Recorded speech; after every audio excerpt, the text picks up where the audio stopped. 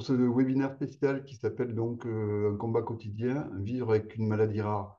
J'ai appris beaucoup de choses en préparant ce webinaire. J'ai appris qu'un Héraultais sur 20 fait face à un défi immense mais trop souvent invisible, c'est celui de la lutte contre une maladie rare.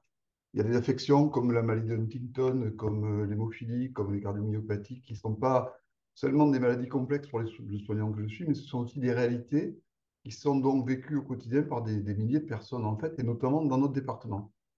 Et dans les 45 minutes qui vont venir, on va explorer donc quelques facettes de ces maladies pour faire en sorte de les diagnostiquer, de les prendre en charge plus rapidement, parce qu'on s'aperçoit que l'errance diagnostique, finalement, elle est souvent la règle. Et en fait, on verra que les maladies rares sont en fait fréquentes, mais souvent mal diagnostiquées ou diagnostiquées bien tardivement. Mais surtout, on fera un point sur les ressources dont nous disposons dans notre département et sur les moyens de solliciter ces ressources, et notamment sur l'outil de téléexpertise que nous portons, donc en partenariat avec le CHU, avec Maladies Rares Occitanie et le GRADE. Ce webinaire, c'est donc beaucoup plus qu'une simple session d'information sur une pathologie, sur des pathologies qui sont mal connues, hein. C'est aussi une fenêtre ouverte sur des histoires de malades, hein, qui sont souvent des histoires de courage, des histoires de résilience aussi et d'innovation. C'est des histoires de patients et des soignants, en fait, hein, et c'est une opportunité pour nous tous de comprendre, d'apprendre, de soutenir ceux qui affrontent chaque jour cet inconnu qui est la maladie rare. Et j'espère que ces 45 minutes nous seront précieuses par le temps qu'elles vont nous faire gagner pour nos patients, en fait. Merci en tout cas à tous d'être là et je laisse la place avec un grand plaisir à David Geneviève, avec qui j'ai eu un échange finalement assez long, mais au cours duquel j'ai appris énormément de choses. Donc merci beaucoup à vous et je suis heureux de vous laisser la parole. Merci beaucoup. Donc bonjour tout le monde et merci d'être avec nous pour pouvoir justement parler des maladies rares. Je vais faire très très court parce que Jean-Christophe a déjà dit beaucoup de choses, en tout cas les questions des personnes malades. Juste en propos introductif, en fait les maladies rares, on pourrait s'imaginer que ça n'a pas de sens de se poser cette question. Pour autant, l'État français a déjà mis en place 3 plans de santé pour pouvoir justement essayer de mieux s'occuper des personnes atteintes de maladies rares. On est en train de finir le 3e plan, on va démarrer un 4e plan. Et une des vraies questions, 2 vraies questions concernant les maladies rares, c'est, comme cela a été dit, les questions d'errance diagnostique, à quel moment on peut arriver au bon guichet, et on va voir ce que c'est que ces bons guichets, ces centres experts maladies rares. Mais aussi, après, une fois qu'on a fait un brillant et magnifique diagnostic qui ne sert pas à grand-chose tout seul, on a besoin de pouvoir accompagner ces personnes. Et clairement, le rôle du médecin de premier recours, libéral, que ce soit un médecin généraliste ou un médecin spécialiste, est extrêmement important pour le repérage, l'adressage et la prise en charge de toutes ces personnes atteintes de maladies rares. Donc, vraiment, on est très, très heureux de pouvoir vous avoir avec nous, de pouvoir partager ces connaissances. Et puis, on verra ensemble après comment on peut travailler tous ensemble pour pouvoir essayer de sortir de l'ornière toutes ces personnes qui sont en attente de notre aide. Merci beaucoup.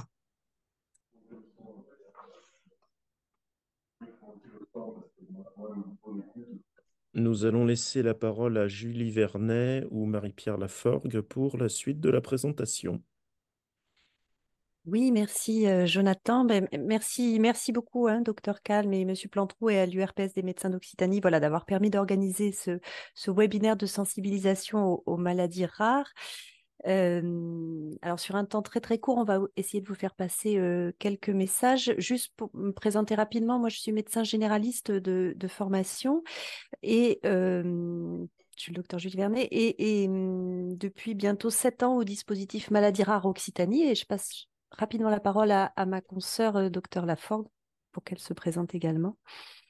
Donc, bonjour, je suis Marie-Pierre Laforgue, je suis médecin également en maladies rares en Occitanie. J'interviens plutôt sur l'antenne de Toulouse, mais voilà, je participe aussi à la lutte contre l'errance diagnostique dans les parcours maladies rares et notamment à travers le projet de téléexpertise qui sera présenté à la fin des ressources, des autres ressources.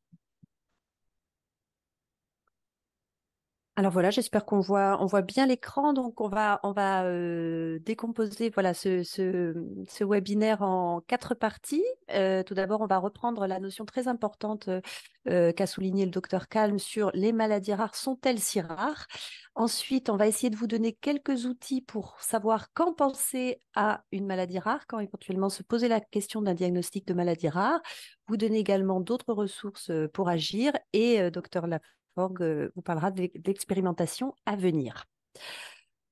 Alors, tout d'abord, juste pour vous donner les résultats d'une toute petite enquête que j'ai fait il n'y a pas longtemps lors d'une sensibilisation aux maladies rares auprès de confrères et consoeurs médecins généralistes sur à combien ils estimaient de personnes qui avaient une maladie rare. Est-ce que c'était une personne sur 20, une personne sur 200, une personne sur 1000 ou une personne sur 2000?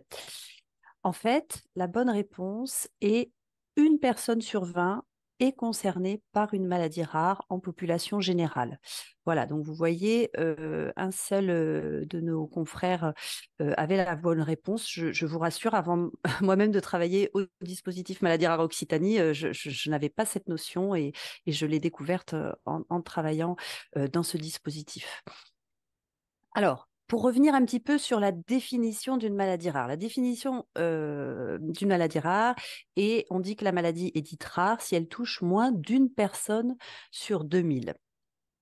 Et en fait, en France, elle représente un enjeu majeur de santé publique, car mise bout à bout, il y a plus de 7000, voire le professeur Geneviève me rappelle régulièrement, on est bientôt à 8000 maladies rares identifiées, et elle concernerait 3 millions de personnes en France, soit environ 4,5% de la population générale.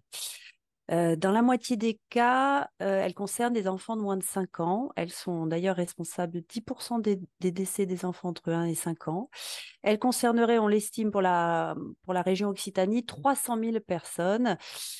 Elles sont, dans 80% des cas, d'origine génétique. Elles sont le plus souvent sévères, chroniques, d'évolution progressive, et elles entraînent un déficit moteur, sensoriel ou intellectuel dans 50% des cas, et parfois même, dans 10% des cas, une perte d'autonomie totale. Alors, on connaît, et notamment récemment grâce au Téléthon, aussi le terme de maladie orpheline. Souvent, on utilise le terme de maladie orpheline lorsqu'elle c'est une maladie rare qui ne bénéficie pas d'un traitement efficace. C'est environ 95% des maladies rares qui n'ont pas de traitement efficace. Alors, heureusement, c'est en grande progression, notamment grâce aux thérapies géniques, mais pas uniquement les thérapies géniques. Donc, on espère que ce chiffre de 95% va diminuer de plus en plus dans les prochaines années. Voilà. Et puis, il y a une autre notion qu'a souligné également le docteur Kalm, c'est vraiment la question d'errance de diagnostic. En fait, actuellement, on estime qu'actuellement, une personne atteinte d'une maladie rare sur 2 ne dispose pas d'un diagnostic précis de maladie rare. Et pour un quart de ces personnes, on met en moyenne au moins 5 ans à avoir un diagnostic de maladie rare. Et c'est vraiment sur cette question de l'errance diagnostique que, voilà, tous ensemble, on peut essayer d'avancer.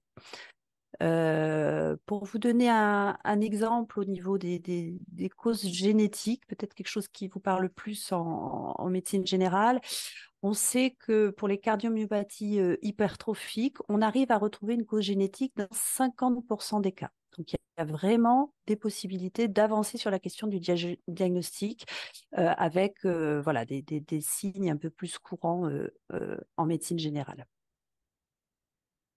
Alors, pour vous citer quelques exemples de maladies rares, parce que finalement, vous en voyez tous les jours en consultation, au moins 1 à 2 par jour.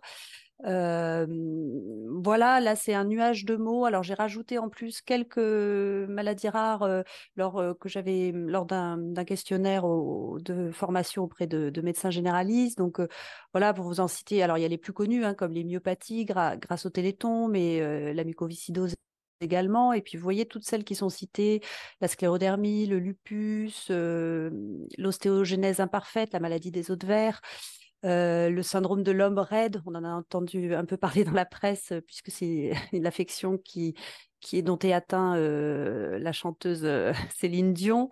Voilà, pour vous citer plusieurs maladies rares, vous voyez à droite de la diapositive, il y a ce bonhomme qui montre finalement tous les organes qui peuvent être atteints par des maladies rares. Et vous voyez, en fait, ça peut toucher l'ensemble des organes, hein. Il y a bien sûr les maladies rares neurologiques, les maladies rares endocriniennes. Enfin voilà, je ne vais pas toutes vous les citer. Et puis après, il y a des maladies rares qui peuvent toucher plusieurs organes, comme certaines maladies systémiques ou certaines maladies avec anomalie du développement, par exemple.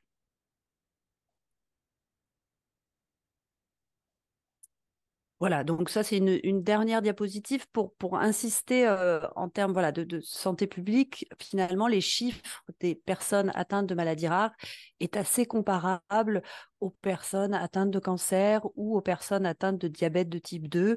Et c'est pour ça, on en entend moins parler que des plans cancer ou d'autres plans. Il y a les plans maladies rares dont a parlé le professeur Geneviève, et à venir, le 4e plan maladies rares dont on espère qu'il sera plus médiatisé voilà, pour diffuser le message et l'importance du diagnostic des personnes.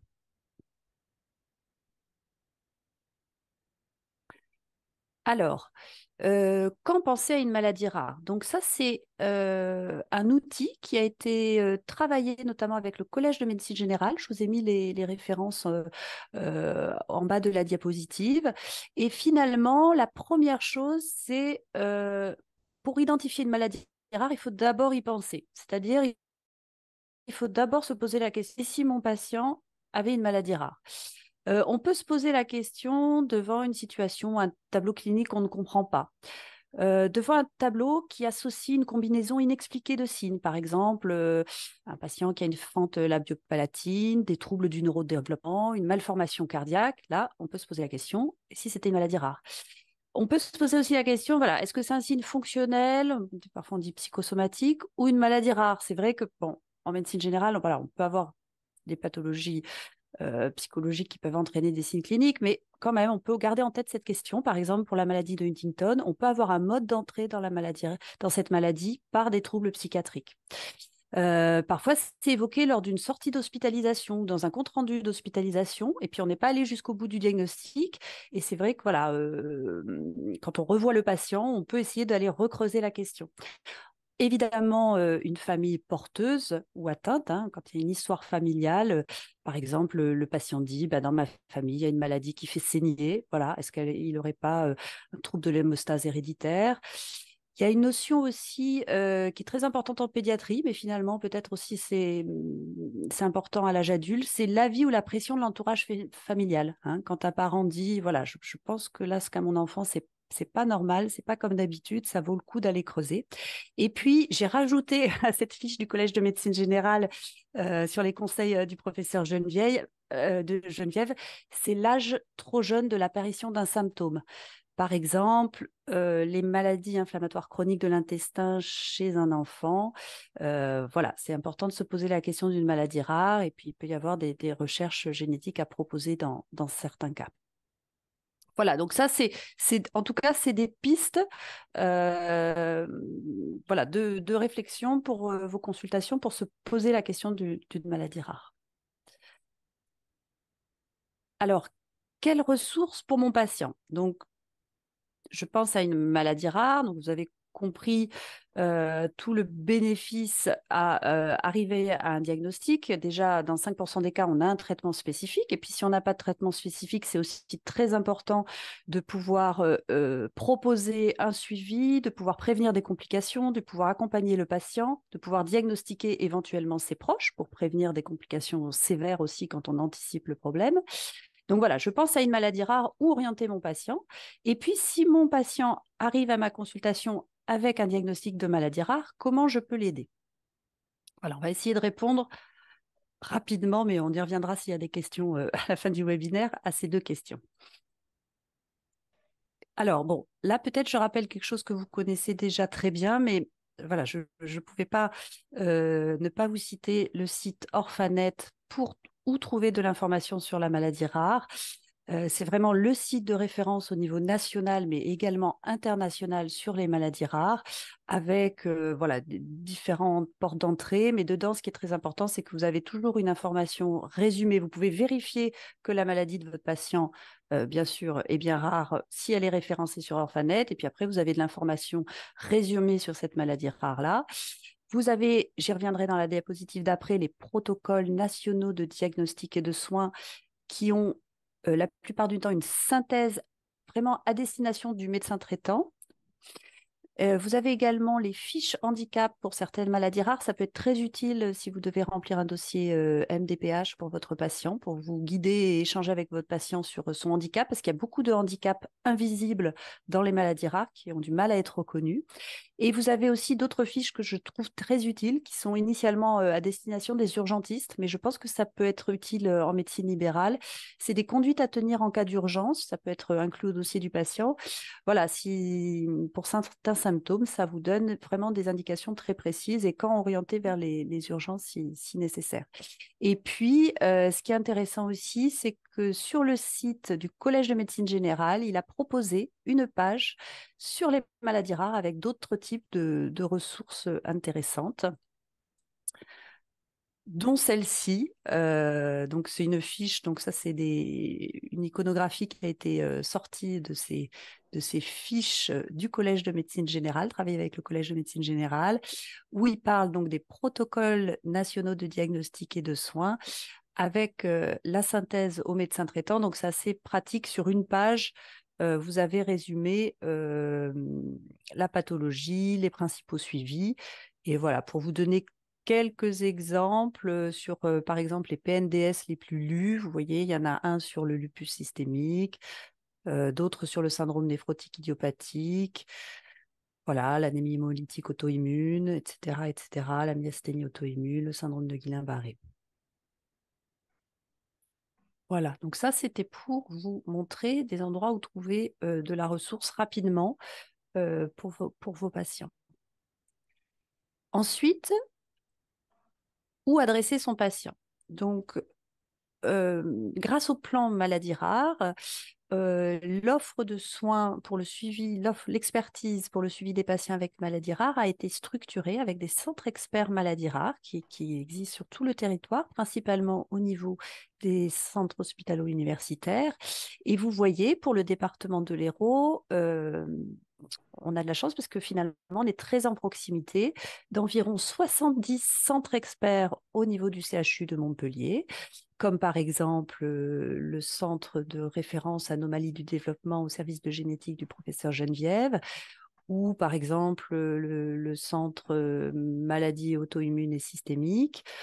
Voilà, pour en citer que quelques-uns, hein, mais il en existe également en cardiologie, en neurologie, etc., etc. Et il y a également des plateformes d'expertise qui aident à coordonner l'activité de ces différents centres au niveau des différents CHU. Voilà, donc c'est très important et vous avez compris tout l'intérêt que le patient soit avec une errance de diagnostic puisse avoir accès à cette expertise pour avancer sur la question du diagnostic, ou soit avec une maladie rare déjà diagnostiquée, qui puisse être suivi par ce centre expert pour bénéficier des dernières innovations thérapeutiques et dans certains cas même de protocoles de recherche qui leur permettent de bénéficier de traitements spécifiques. Donc voilà, c'est très important que vos patients puissent accéder à la consultation auprès de ces centres experts. Alors, une dernière ressource pour les personnes avec maladies rares, c'est les associations de patients. On travaille énormément avec eux. En général, ils ont souvent un conseil scientifique pour valider l'information qu'ils donnent. Et ça permet beaucoup pour ces personnes qui finalement sont très isolées de rompre l'isolement, d'être en lien avec d'autres personnes qui ont la même maladie qu'eux. Parfois, ils peuvent bénéficier aussi de soutien matériel ou financier, d'informations, de réunions très spécifiques à leur maladie rare. Voilà. Donc, c'est une ressource extrêmement importante pour les patients avec maladie rare. Alors, je continue, je vais assez vite.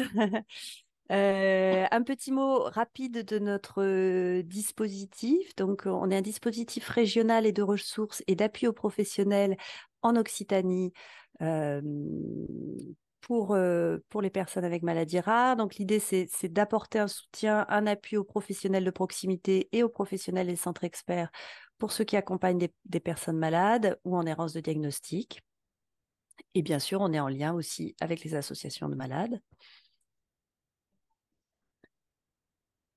Voilà, donc nos missions s'inscrivent bien évidemment dans le cadre du plan national maladie rare 3, édité par la DGOS, et bien sûr dans le projet régional de santé de l'Occitanie. Nos missions principales, donc, comme vous l'avez compris, c'est d'essayer de contribuer, c'est une mission difficile, à réduire l'errance diagnostique et de parcours, de vous informer comme c'est le cas aujourd'hui. On a 2 moyens pour mettre en œuvre ces missions, un moyen de centre ressources et de l'appui aux professionnels, et je vais vous expliquer comment. Voilà, l'idée est d'arriver à favoriser le lien entre les personnes concernées, l'hôpital et les centres experts et les professionnels de ville, c'est-à-dire vous, et également les équipes et les établissements médico-sociaux, sanitaires, etc., etc. Alors, au niveau du centre ressources, on a notre site internet voilà, qui référence l'ensemble des centres experts maladies rares de la région Occitanie.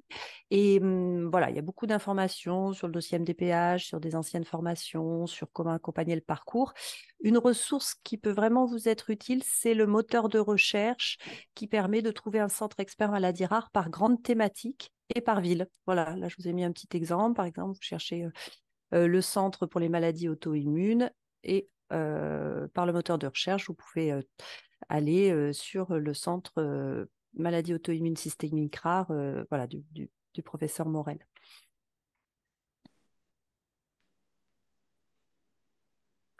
Et si jamais, voilà, malgré toutes les ressources qu'on vous propose sur notre site internet, vous ne trouvez pas l'information que vous recherchez, vous pouvez nous solliciter notre équipe pluriprofessionnelle, composée de médecins, infirmières, assistantes sociales.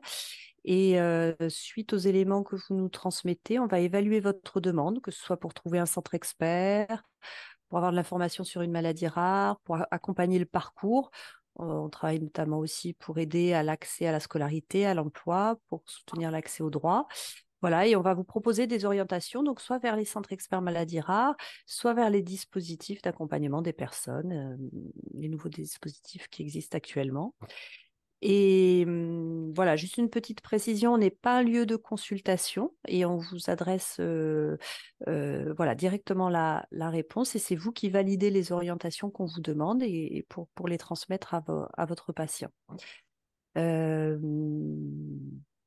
Voilà, j'espère que je n'ai pas été trop rapide. Je passe la parole à ma collègue Dr Laforgue pour vous parler de l'expérimentation à venir.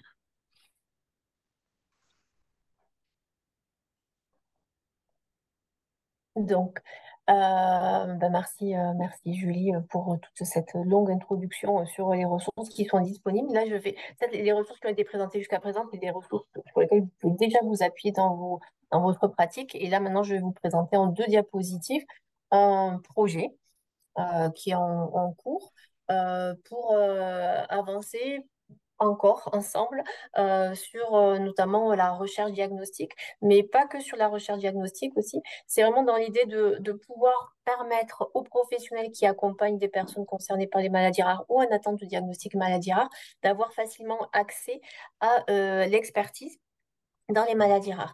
Donc là, ce projet il va être à destination donc, des médecins libéraux pour faciliter donc, le lien avec les centres experts des maladies rares.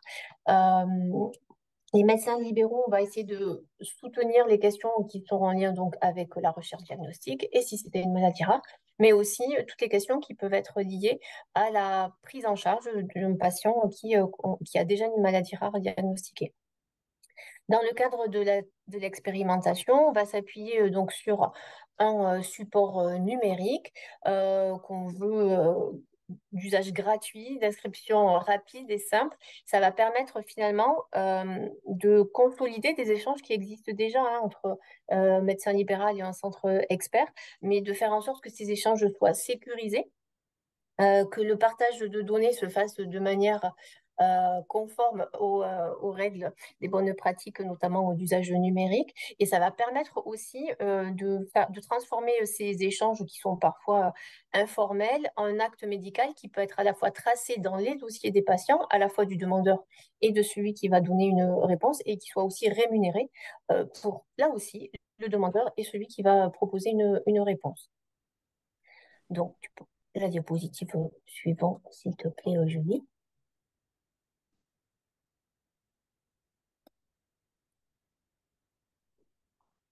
Donc, le périmètre, enfin, les périmètres pardon, de l'expérimentation pour les demandeurs, ce sera donc les médecins libéraux de l'Hérault, que ce soit en médecine générale ou en médecine spécialisée. Les questions auxquelles qui pourront s'inscrire dans le cadre donc, de cette expérimentation, ce sera des questions qui peuvent être liées à un avis diagnostique, donc en attente d'un diagnostic de maladie rare, ou un avis thérapeutique, que le patient y soit déjà connu ou non du centre expert qui pourrait être sollicité. Les répondants, ce seront les médecins des centres experts du CHU de Montpellier. Ce sont à l'heure actuelle, dans le cadre de l'expérimentation, ça va concerner surtout certaines maladies neurologiques, les maladies endocriniennes également, les maladies liées aux anomalies du développement avec ou sans déficience intellectuelle, et surtout les maladies auto-immunes et les maladies cardiaques. Donc, tous les centres experts à l'heure actuelle qui ont pu être cités par Julie Vernet ne sont pas encore inscrits dans cette expérimentation, mais il y a quand même des centres experts, notamment, voilà, je redis, sur les maladies auto-immunes qui vont pouvoir répondre aux questions d'errance diagnostique ou d'avis thérapeutique. La solution numérique qui sera proposée, c'est OmniDoc. OmniDoc, c'est une solution donc, qui est déjà développée. Alors, j'ai les chiffres malheureusement que pour les praticiens en médecine générale, mais pour un quart des praticiens en médecine générale de l'Hérault. Je n'ai pas les chiffres concernant la médecine spécialisée. Et Omnidoc, c'est aussi un support de téléexpertise qui est en cours de déploiement au sein du CHU de Montpellier. Donc, on pense que du coup, tous ces éléments-là devraient permettre de faciliter l'accès à une expertise pour les médecins libéraux. Et c'est ce qu'on va essayer de prouver dans le cadre de cette expérimentation, de faire en sorte de faciliter cet accès à l'expertise. Je laisse la parole à ma collègue Julie Vernet pour conclure. Merci Marie-Pierre. Alors, si pour conclure, si un message à retenir, c'est que les maladies rares sont pas si rares. Voilà, 1 personne sur 20 dans l'Hérault, mais ailleurs. Après, vous l'avez compris, hein, il y a un enjeu important sur la question de l'errance diagnostique. Et voilà, c'est grâce à vous et grâce à voilà, tous les professionnels qui gravitent autour de la question des maladies rares qu'on pourra avancer sur cette question de l'errance diagnostique. Les ressources importantes donc, qu'on vous a transmises, bien sûr, c'est Orphanet, les centres experts et, si nécessaire, notre dispositif. Et vous voyez très prochainement, à partir de janvier, ces perspectives d'expérimentation de la téléexpertise qui vont vraiment nous aider à avancer sur la question et de l'errance diagnostique et du suivi de nos patients. Voilà, je vous ai mis le lien pour nous interpeller sur notre site internet. On utilise également Spico. Et voilà, je vous remercie vraiment beaucoup pour votre attention et pour vous être mobilisés entre vos consultations pour ce webinaire. Je vous remercie. Merci beaucoup pour vos Bien, différentes merci beaucoup interventions. à tout le monde. Voilà, je vais proposer ce un temps séminaire d'échange. très Peut-être David, instructif. Geneviève, Jean-Christophe Calme, vous souhaitez intervenir sur ces propos ou réagir. La parole est à vous. On va David, peut-être, à vous. Alors, je pense que surtout, pour les personnes qui viennent de nous écouter, il y a probablement beaucoup de questions, donc on va peut-être pas monopoliser le temps de parole et laisser un petit peu d'échange, enfin, si ça vous convient, Jean-Christophe et Jonathan, parce que peut-être qu'il y a des questions dans l'Assemblée là, qui viennent directement. N'hésitez pas à réagir, participer, nous dire quelle est votre expérience, quelles sont vos expériences sur les maladies rares. Aussi, pour vous, vous avez découvert un pan de pathologie, ce qui est tout à fait logique, hein.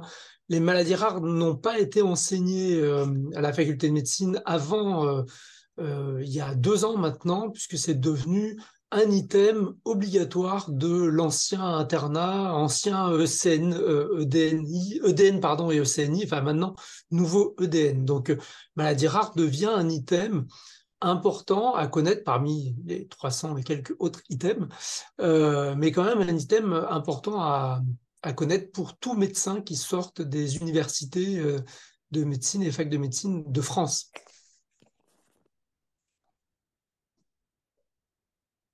Ouais, je réagis juste pour dire que je suis très heureux de ce séminaire parce que j'apprends beaucoup, hein, et en même temps, c'est inhérent à notre métier, on apprend tout le temps.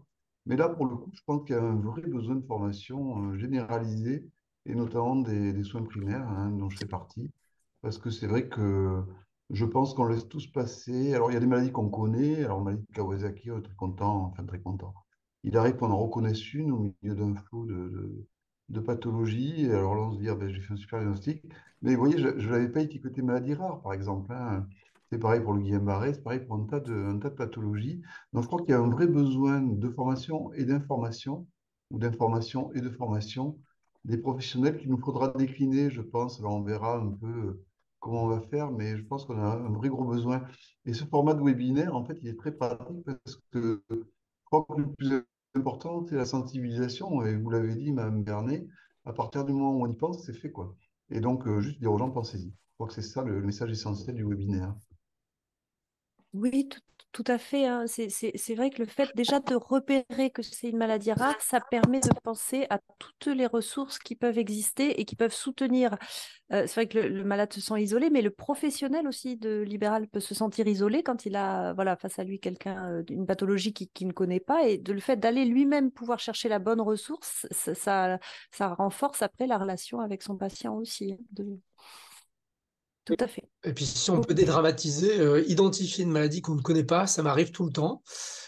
Pourtant, je suis hyper expert dans mon domaine et comme on découvre 4 à 5 nouvelles maladies génétiques par semaine, donc 4 à 5 nouvelles maladies rares par semaine, on ne peut pas tout connaître. Donc, l'idée, c'est de ne pas apprendre par cœur toutes ces maladies et s'imaginer qu'on va toutes les repérer.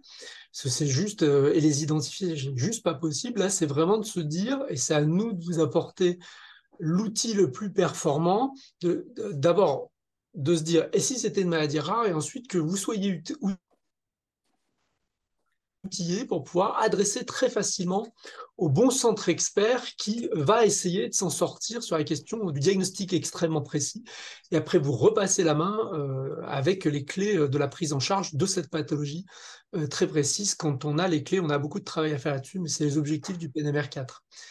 Je crois qu'il y avait une question dans le chat qui était, est-ce qu'une infirmière de pratique avancée peut prendre contact directement ou est-ce que c'est obligatoirement par le médecin? J'aurais tendance à dire, pour l'expérimentation de téléexpertise, que pour moi, ça ne me choquerait pas qu'il y ait une prise de contact directe.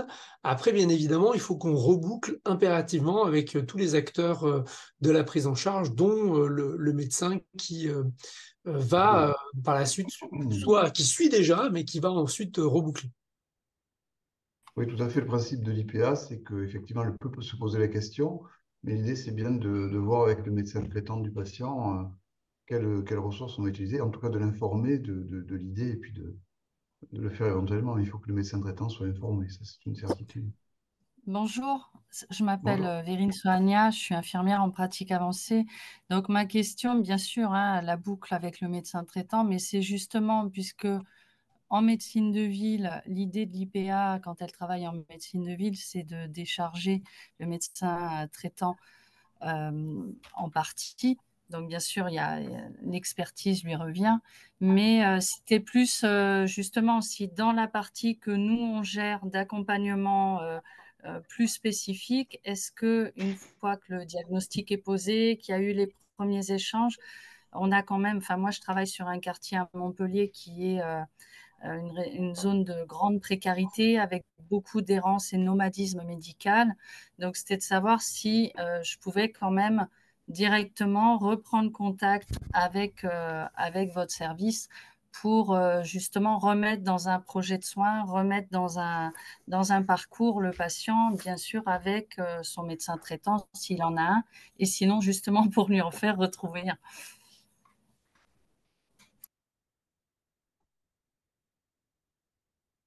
Moi, je n'y vois pas d'objection particulière, sachant qu'encore une fois, il faut que s'il n'a pas de médecin traitant, il faut à tout prix en trouver un, et que l'IPA, et même Zoladia vous le confirmerez, l'IPA, dans sa définition, c'est les pathologies chroniques stabilisées. Alors, évidemment que si un patient est reconnu comme étant atteint d'une maladie rare et pris en charge, et qui pose un problème, vous pouvez en référer directement au correspondant qui s'occupe de la maladie rare, mais toujours en lien avec le médecin traitant, et ça, j'y tiens évidemment particulièrement. Mais oui, les infirmiers en pratique avancée sont d'une aide précieuse dans le suivi des maladies chroniques, dont font partie les maladies rares. Oui, tout à fait. Merci. Et c'est très important pour nous, votre rôle, voilà, de repérage, peut-être de rupture de soins, de rupture de parcours. Et effectivement, je rejoins Dr Kalm, c'est très important pour nous, en tout cas notre dispositif Maladie Rare Occitanie, d'avoir un avis clinique. Hein, vous avez vu, nous, on a un dispositif ressources, on n'est pas un lieu de consultation. Parfois, les rendez-vous avec les spécialistes ne sont pas immédiats, donc c'est important d'avoir effectivement, avec votre aide, un avis médical de premier recours pour vraiment évaluer s'il y a une urgence ou pas à solliciter le spécialiste. Et ça passera que par voilà, votre aide et l'examen médical. C'est pour ça qu'on insiste un petit peu sur vraiment en cas d'errance de diagnostic ou voilà, un appui au parcours de soins assez complexe, d'avoir vraiment l'avis du médecin de premier recours pour évaluer, éliminer une urgence hein, quand même aussi, si nécessaire, et puis voilà, prioriser certains soins si nécessaire. Mais merci à vous de Merci penser à beaucoup. nous.